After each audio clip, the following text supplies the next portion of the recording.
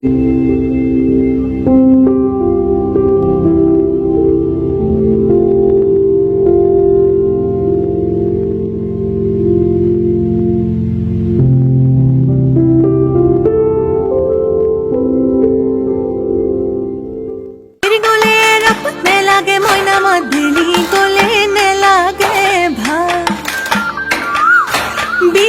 গলে কি কইনো থাকি মই জুৰিয়া আহতৰে চা ৰৈ ৰতি মইনা মতি তোমালোকৰ ঘৰলৈ সদায় যাব পাৰো মই ৰৈ ৰতি।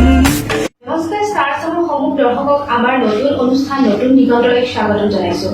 আমাৰ মাজত আছে আজিৰ অতিথি অৰ্পিতা বৰগোহাঁই আৰু তেওঁৰ দাদা মানৱ বৰগোহাঁই। আহক আমি তেখেতসকলৰ লগত চিনাকি হৈ লওঁ। নমস্কাৰ, মোৰ নাম শ্ৰীমতী অৰ্পিতা বৰগোহাঁই। মই যোৰহাটৰ হয়। মোৰ দেউতাৰ নাম মুকুল বৰগোহাঁই আৰু মোৰ মাৰ নাম শ্ৰীযুতা মৌচুমী বৰগোহাঁই। ধন্যবাদ অৰ্পিতা। আমি অৰ্পিতাৰ দাদাৰ লগত কথা পাতিম। হয়, ষ্টাৰ আছামৰ সমূহ কৰ্মকৰ্তা তথা দৰ্শকসকলক ধন্যবাদ জ্ঞাপন কৰিছো, কাৰণ আজি আমি ইয়াত উপস্থিত হৈছো। মোৰ ভণ্টি অৰ্পিতা বৰগোহাঁই বৰ্তমান এটা বিশেষ অনুষ্ঠানলৈ যাব ওলাইছে, যিটো অনুষ্ঠিত হ'ব কানপুৰত। সেই অনুষ্ঠানটোৰ নাম হৈছে ইণ্ডিয়া ইণ্টাৰনেশ্যনেল। তো ইণ্ডিয়া ইণ্টাৰনেশ্যনেলত তাই যাব। ভিভিএন এণ্টাৰটেইনমেণ্টৰ দ্বাৰা পৰিচালিত হয়। তাই অসমক ৰিপ্ৰেজেণ্ট কৰিব অসমৰ হৈ। আৰু যিসকল লোক আছে, কাৰণ তাই ইমান ডাঙৰ এটা অনুষ্ঠানলৈ যাব ওলাইছে, যিহেতু কাৰণ কেলে বহুতৰ লোকৰ সহায়ৰ প্ৰয়োজন আছে, কাৰণ আৰ্থিকভাৱেও হয়তো প্ৰয়োজন আছে বা মানসিকভাৱেও।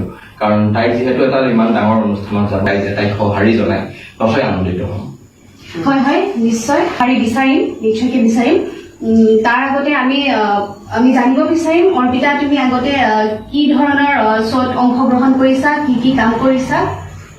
মই আগতে মডেলিঙত ফাৰ্ষ্ট জাজিং কৰিছিলোঁ, তাৰপিছত ষ্টাৰ আইকন।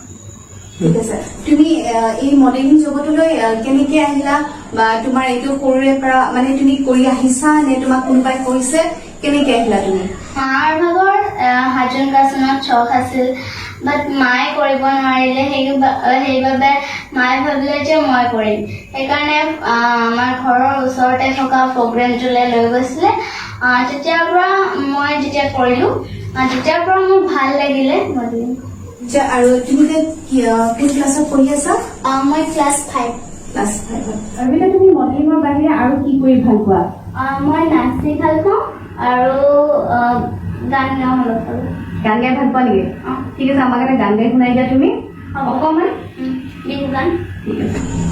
সকলতে হাতী অকলে নাখাবা, আমাকো কলৈ দিবা, বিহু মাৰিবলৈ অকলে নাযাবা, আমাকো লগতে নিবা, টিপ টপ দেখিলে আহো বুলি নকবা, টিপ টপ দেখিলে আহো বুলি নকবা, মাজনী মোৰেনো পানী পৰা ঘৰ, হাতত চৰিয়ালৈ পানী টুকি থাকোতে মাজনী, হাতত চৰিয়ালৈ পানী টুকি থাকোতে মাজনী,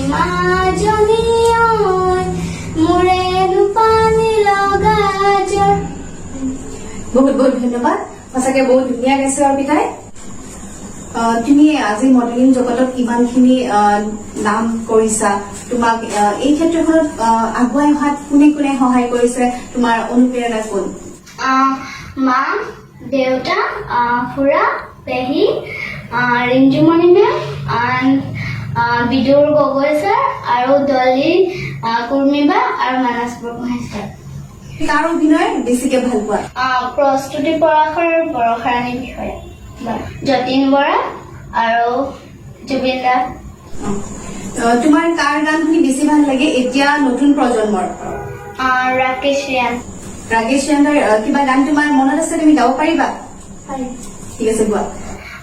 ৰাকেশ ৰিয়ানৰ কিনো বেমাৰ সোমাল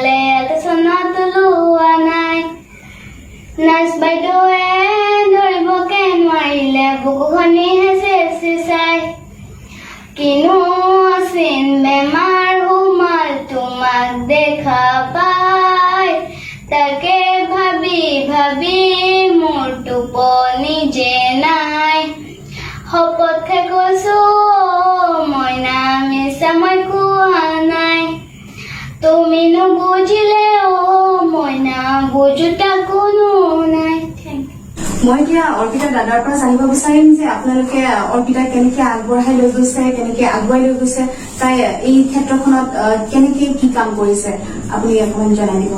মই প্ৰথমে কওঁ তাই এই জগতখনৰ প্ৰতি অতি আগ্ৰহী। প্ৰথমে তাই মোৰ নৰ্থ ইষ্ট ষ্টাৰ আইকন বুলি এটা শ্ব' আছে, যিটো এপ্ৰিলৰ 11 তাৰিখে হোৱা কথা আছিলে। কৰোণাৰ মহামাৰীৰ কাৰণেতো অনুষ্ঠানটো মই কৰিব নোৱাৰিলো। এতিয়া বৰ্তমান পূজাৰ পাছত কৰাৰ চেষ্টা চলাই আছো, কিমান দূৰ হেৰি হয়। প্ৰথমে অৰ্পিতা যেতিয়া আমাৰ অনুষ্ঠানলৈ আহিছিলে, মোৰ অডিশ্যন চলি আছিলে আপোনাৰ শিৱসাগৰ, বিদুৰ বুলি কয় তাৰ মোৰ কৰ্ডিনেটৰ আছিলে আপোনাৰ শিৱসাগৰ। তো সি আনিলে। তো যেতিয়া প্ৰথমে অৰ্পিতাক দেখিছিলো, তাই আগ্ৰহী আছিলে, এই জগতখনৰ প্ৰতি অতি আগ্ৰহী আছিলে, তাই জানিবৰ এটা হেঁপাহ আছিলে প্ৰথমে। তো যেতিয়া আমি দেখিলো যে তাই অতিকে আগ্ৰহী, তাৰ বাবে তাই মোৰ লগত তেহেঁতৰ মাকে মোক বাৰে বাৰে সুধিলে যে কেনেকুৱা অনুষ্ঠানখিনি কৰিলে ভাল হ'ব, কাৰণ এহেঁতৰ ঘৰ হ'ল তিয়কৰ হাঁহচৰা। তো তাত সিমান এনেকুৱা এটা পৰিৱেশটো বিচাৰি নাপালে। তো মাকে মোৰ লগত যেতিয়া যোগাযোগ কৰিলে, মই ক'লো যে তাইক প্ৰথমতে অডিশ্যনখিনি দি ল'ব দিওঁ। তো তাই অডিশ্যন দিলে। তাৰপিছত মোক তেতিয়া ক'লে তাইৰ অকণমান চাগে ৱাকটোত ভুল হৈ আছে নেকি।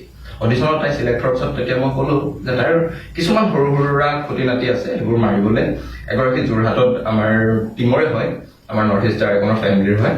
তো টিমৰ মই ক'লো যে আমাৰ বা এগৰাকী আছে, বা গৰাকীয়ে বহুত ধুনীয়াকৈ শিকাই দিব পাৰিব, কাৰণ বা এটা শিকাই থাকে যোৰহাটত। তো যেতিয়া ক'লো, তো এওঁলোকৰ মাকে যথেষ্ট কষ্ট কৰিলে লকডাউনৰ আগত, কাৰণ অনুষ্ঠানটো এতিয়া যিটো ইণ্টাৰনেশ্যনেল হ'ব জানুৱাৰী 2nd উইকত, তো সেইটো হোৱাৰ কথা আছিলে ডিচেম্বৰ। তো তাৰ বাবে যথেষ্ট কষ্ট কৰি মেলি শিকাবলৈ আনিলে। তো শিকোৱাৰ পাছত কৰোণাৰ কাৰণেতো বহুত দিন বন্ধ হৈ গ'ল। তো তেতিয়ালৈ তাই বহুত আগুৱাই গ'ল, এই জগতখনত বহুত আগুৱাই গ'ল। কাৰণ যেতিয়া মোৰ ওচৰত অডিশ্যন দিছে, নৰ্থ ইষ্ট ষ্টাৰ আইকনৰ অডিশ্যন দিওঁতে তাই ভুল আছিল। তাৰপিছত যেতিয়া তাই ইণ্ডিয়া ইণ্টাৰনেশ্যনেলৰ কাৰণে মই অডিশ্যন দিবলৈ তাইক নিছোঁ, অডিশ্যনটো তাইক কৰাইছোঁ, বহুত ধুনীয়াকৈ কৰিছে।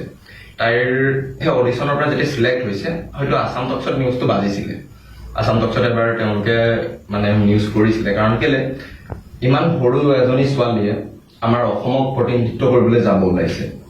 আৰু নেক্সট আপোনাৰ জুনত বা জুন জুলাই হ'ব পাৰে, তো জুন জুলাইত ইউনিভাৰ্চ যাব, ইণ্ডোনেছিয়াত অনুষ্ঠিত হ'ব।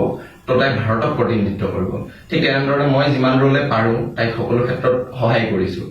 কাৰণ মাকে যিমান দূৰতো সকলোখিনি নোৱাৰে, মাক দেউতাকে যোনখিনি তাইক দৰকাৰী বুলি ভাবিছে, তাইক যি কয়, যিখিনি তাইক লাগে, সকলোখিনিৰ পৰা সহায় কৰিছে।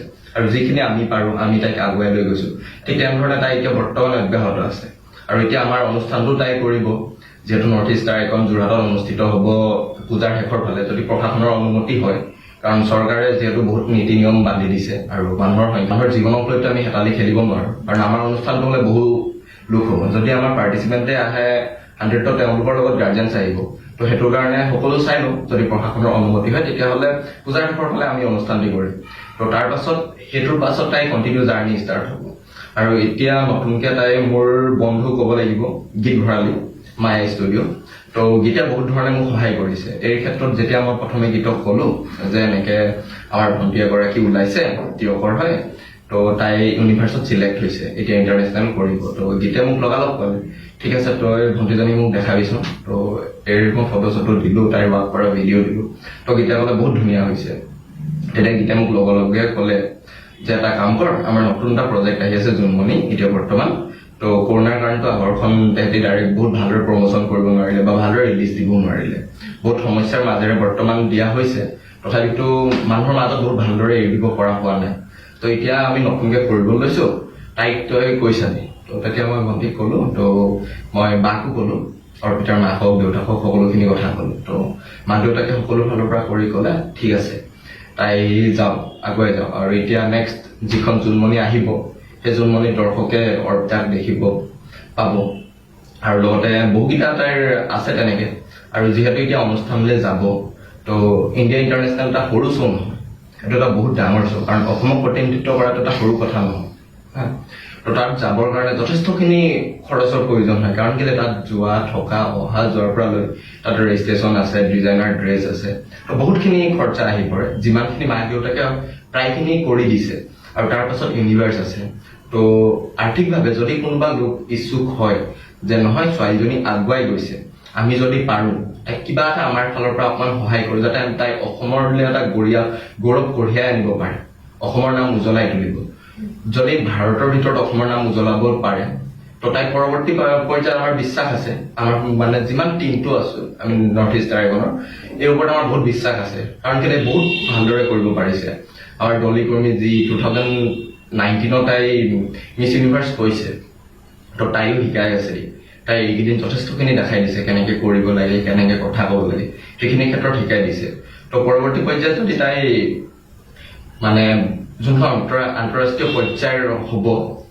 বহুত কেইখন দেশে তাত হেৰি যোগদান কৰিব তো সেইসমূহ দেশৰ মাজত যদি ভাৰতবৰ্ষৰ নাম উজ্বলাই তুলিব পাৰে অসমৰতো বহুত ডাঙৰ এটা গৌৰৱ হ'ব লগতে তিয়কবাসী ৰাইজৰো গৌৰৱ হ'ব কোনোবা যদি নিষ্ঠাবান তেনেকুৱা ব্যক্তি আছে যে অৰ্পিতাৰ ক্ষেত্ৰত এনেকুৱা ধৰণে যদি সহায় কৰিব পাৰে সকলো ক্ষেত্ৰত নহয় কিছুমান ক্ষেত্ৰত কাৰণ তাই যাবলৈ যে অকল আৰ্থিকভাৱে আমি দিম সেইটো নহয় তাই যাব খুজিছে কোনোবা ইচ্ছুক বোলে ভণ্টি তুমি এনেকে যাব খুজিছা অকমান সাহস লগতে কোনোবাই বিচাৰিলে কিবা আৰ্থিকভাৱে তেনেকুৱা দিবও পাৰে নিজৰ ইচ্ছা অনুযায়ী তাইক সহায় সহযোগিতা কৰক আৰু অসমবাসী ৰাইজলৈ এটাই অনুৰোধ মোৰ ফালৰ পৰা যিহেতু কণমানি মোৰ ভণ্টিজনী বৰ্তমান তাই যাব ওলাইছে সেই ক্ষেত্ৰত যথেষ্টখিনি তাইও সমস্যাৰ সন্মুখীন হৈছে কাৰণ এতিয়া গুৱাহাটীলৈ আহিছো বৰ্তমান আমি সকলো তাইৰ বিশেষ এটা কামৰ বাবে তো এই এনেকুৱা সময়খিনি যেতিয়া তাই কিছুমান ক্ষেত্ৰত ভাগি পৰে তাই কৰোণা সৃষ্টৰ মাজত শিকিবলৈ যেতিয়া পোৱা নাছিলে তাই নিজেও ভাগি পৰিছিলে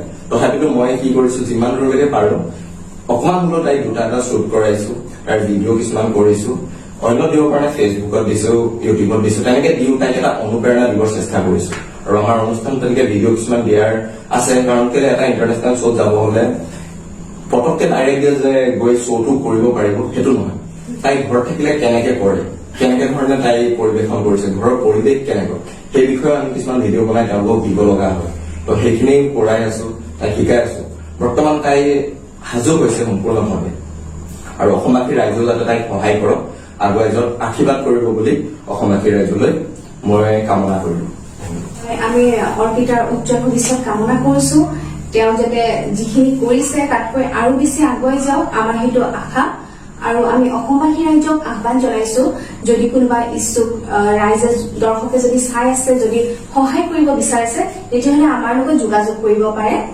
এতিয়া আমি অৰ্পিতাৰ ৰেম্পৰ কাটে চাই লওঁ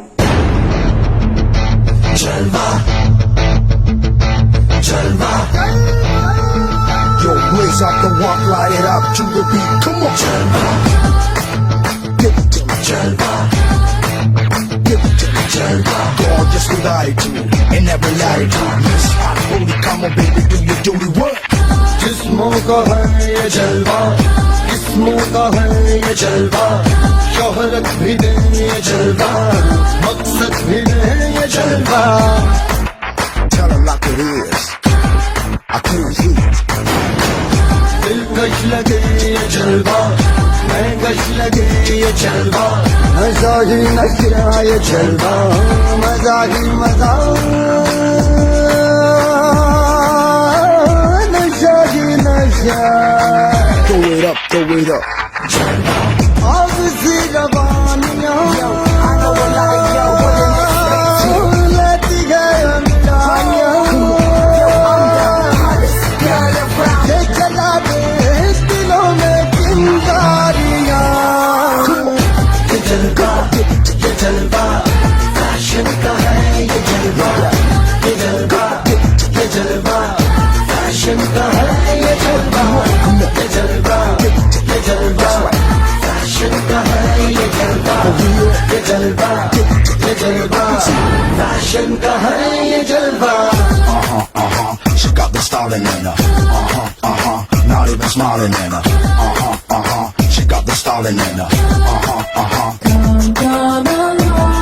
Feel the rhythm is in the air. Shake it on, yeah. Swing it in style. By my side, as the music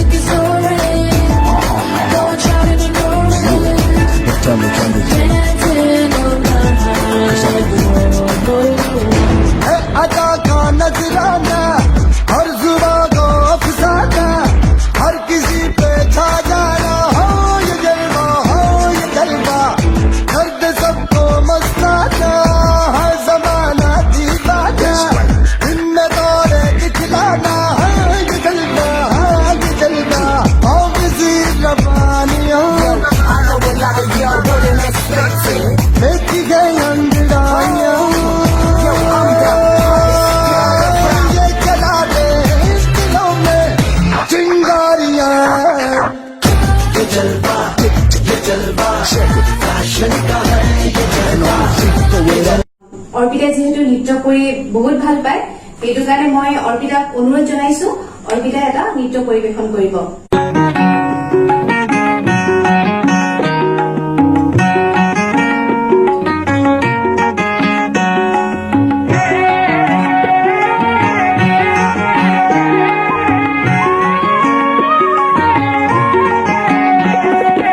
Assam আমাৰ ৰূপহী গুণৰো নাইকে ভাৰতৰে পূৰ্ব দিশৰ সূৰ্য উঠাবে অসমী আই ৰূপহী গুণৰো নাইকে ভাৰতৰে পূৰ্ব দিশৰ সূৰ্য উঠাবে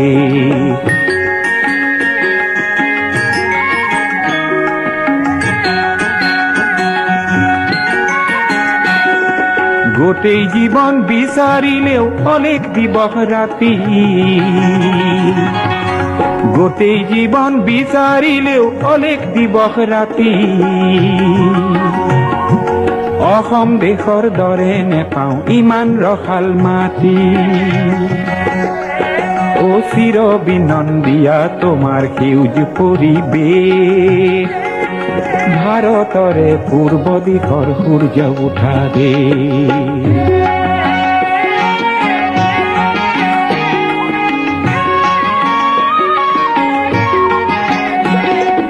বহাগতে আমাৰে আই মহুৰা হৈ ঘূৰে বহাগতে আমাৰে আই মহুৰা হৈ ঘূৰে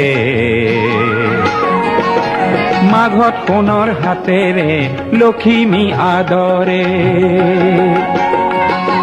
শৰত নিশাই তৰাৰে সজাই আইৰেকে ও ভাৰতৰে পূৰ্ব দিশৰ সূৰ্য উঠাবে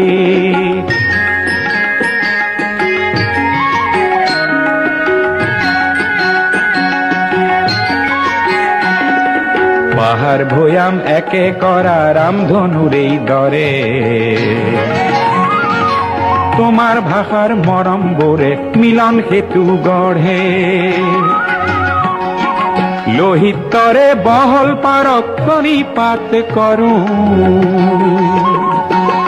লোহিতৰে বহল পাৰক কণিপাত কৰো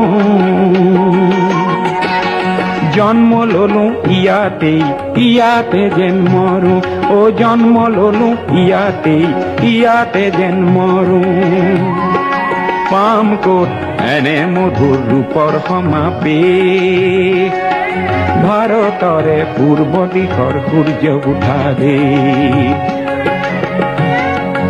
অসমী আই ৰূপহী গুণৰো নাইকি তুমি ৰাইজক কি অনুৰোধ কৰিবা কি ক'ব বিচাৰিবা তুমি মই Mister and Mrs Kids India International প্ৰতিযোগিতাটোত চিলেক্ট হৈছিলোঁ সেইবাবে মোৰ অসমবাসী ৰাইজক এটাই অনুৰোধ যে মোৰ অসমবাসী ৰাইজৰ পৰা কিছু সহায় প্ৰয়োজন সেইবাবে মই অসমবাসীক ৰাইজক এটাই ক'ম যে মোক সকলোৱে আশীৰ্বাদ আৰু সহায় সহযোগিতা আগবঢ়াওক আজি আমি অনুষ্ঠানটোৰ পৰা বিদায় ল'ব বিচাৰিছো লগতে আমি অসমবাসী ৰাইজক আহ্বান জনাইছো যাতে কণমানিজনীৰ আগবাঢ়ি যোৱাত আপোনালোক সহযোগী হওক আপোনালোকে সহায় সহযোগিতা আগবঢ়াওক এইখিনিকৈয়ে মই আজি নতুন দিগন্ত অনুষ্ঠানটোৰ পৰা বিদায় মাগিছো ধন্যবাদ